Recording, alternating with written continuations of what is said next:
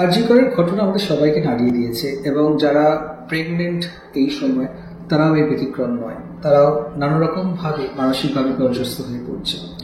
অনেকের মধ্যে একটা অ্যাংজাইটি, ডিপ্রেশন আসছে, প্যানিক অ্যাটাক, মানে যখন তখন বুক ধড়ফড় করছে, ঘুম হচ্ছে না, ঠিকঠাক করে খিদে হচ্ছে না, এবং অনেকেই ভাবছেন যে এই অবস্থায় প্রেগনেন্সি কি করে কন্টিনিউ হবে বা বাচ্চা কোনো রকম ভাবে এফেক্টেড হবে কিনা। এই স্ট্রেসগুলো হয়তো আপনার ব্লাড প্রেশার সাময়িকভাবে বাড়াতে পারে, কিন্তু বাচ্চার কোনো রকম ক্ষতি করবে না বা প্রেগনেন্সিতে কোনো রকম কমপ্লিকেশনস ডেকে আনবেন না।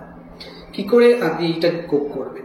প্রথমে বলা হচ্ছে যে সোশ্যাল মিডিয়া বা টিভি চ্যানেলে অতিরিক্ত এই বিষয়ের খবরকে অ্যাভয়েড করার চেষ্টা করুন। বই পড়ুন, গান শুনুন বা অন্যান্য খবর দেখুন। নিজের বন্ধুদের সাথে, বাড়ির লোকেদের সাথে কথা বলুন এবং যারা প্রেগনেন্ট তারা কিভাবে কোপ করছে জানুন। অনেকে বলছেন যে আমি প্রতিবাদে সামিল হতে পারছি না, রাস্তায় নামতে পারছি না। প্রতিবাদ মানে শুধু মিছিলে নামানো, হাঁটা নয়।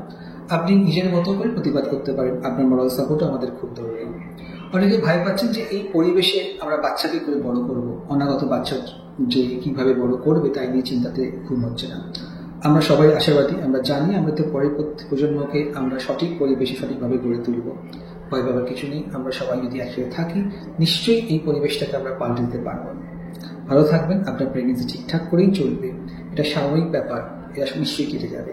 এই মেঘের পরে সূর্যাস্ত নিশ্চয়ই উঠবে।